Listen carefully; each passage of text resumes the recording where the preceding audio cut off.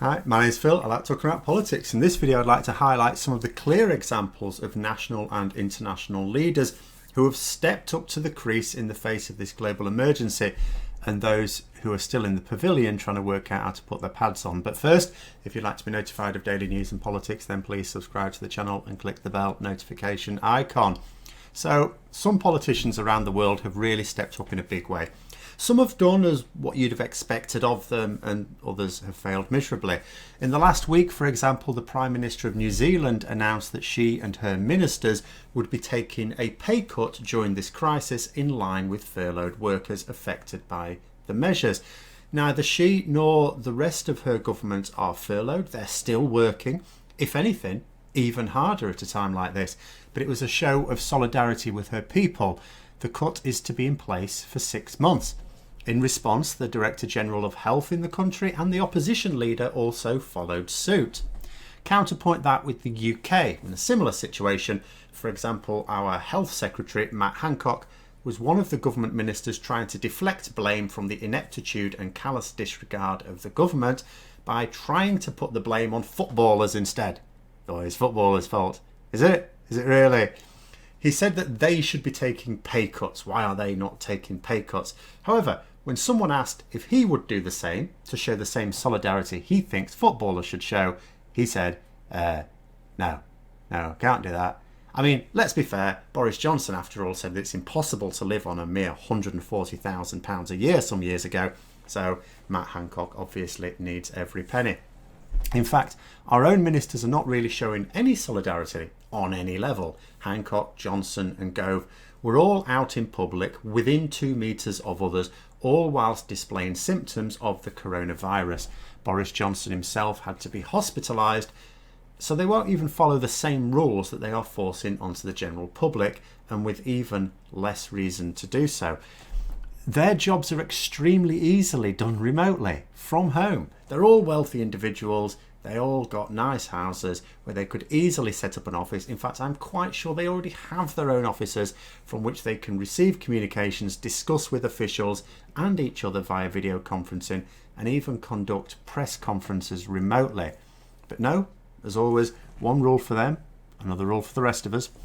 Then we pop across the sea to the US. Now, the nylon-haired one tried to say at the start of February, I think it was, that he'd shut it down completely from coming from China. Don't worry, lads, I've got it all under control. I've sorted it. We're not getting the coronavirus. Hooray! No coronavirus for the US. We've dodged the bullet there. Well done, Mr. President.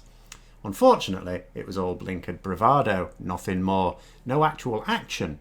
No. Just words designed to placate a population in the short term. Because that's all he ever does. He says things to deflect blame for a day and then worries about what to say the next day. But here we are, 6 weeks later, and they are about to have about 30,000 dead already, and a president who reckons he'll be a storming success if he only kills 200,000 Americans. The orange buffoon in the White House then, for no other reason than he had been slighted for his buffoonery, cut American funding for the World Health Organization in the middle of the most serious global pandemic of my lifetime. The next day, the Irish government announced that it was quadrupling its own contribution to the WHO to make up part of the shortfall, a move that I hope and expect will inspire similar action from other countries. It wouldn't actually take that many countries doing the same to completely make up for the money that America is failing to provide now, and will simply serve to make President Trump continue to look impotent. It's actually a worrying sign for the US, because the action, basically it's like this: America, we really love your contribution and all, but we can live without it. It's a dangerous thing to get yourself in a position where the world starts to see it can do without you. That's not great. Not a good move at all for a nation that sees itself as the leader of the Western world. Leaders step up in a time of crisis. Pretenders fall down. In Brazil, the South American Trump, President Bolsonaro, was so embarrassing that even Twitter and Facebook took down videos of him talking. It was that cringeworthy.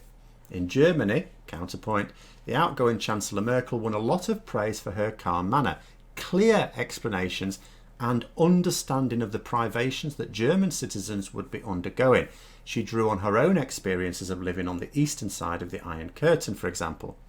She also used her scientific background to speak matter-of-factly to emphasise the facts and the obvious solutions. The difference it makes when you have an analytical mind in charge as opposed to the UK, where our head of government made a career making up fantasy news stories for far-right rags like The Spectator.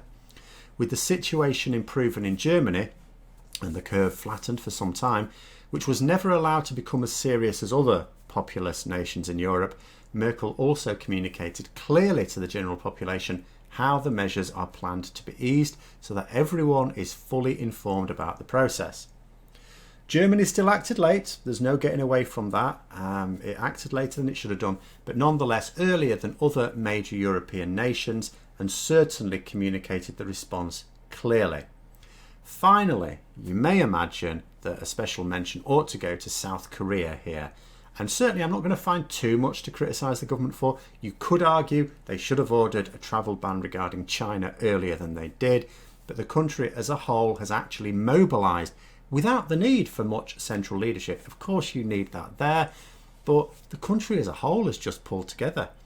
In many countries, various businesses have had to close, of course, including in the UK, but they've done so when they've been told to do so, in the UK at least. Some of them even try to stay open. For example, some pubs were still opening the day after the government ordered them shut. But in South Korea, businesses, a lot of them, were closing before the government ordered it. Temples were delivering sermons remotely. There was no nonsense there about trying to beg brainless politicians to give them permission to cram people into their doors.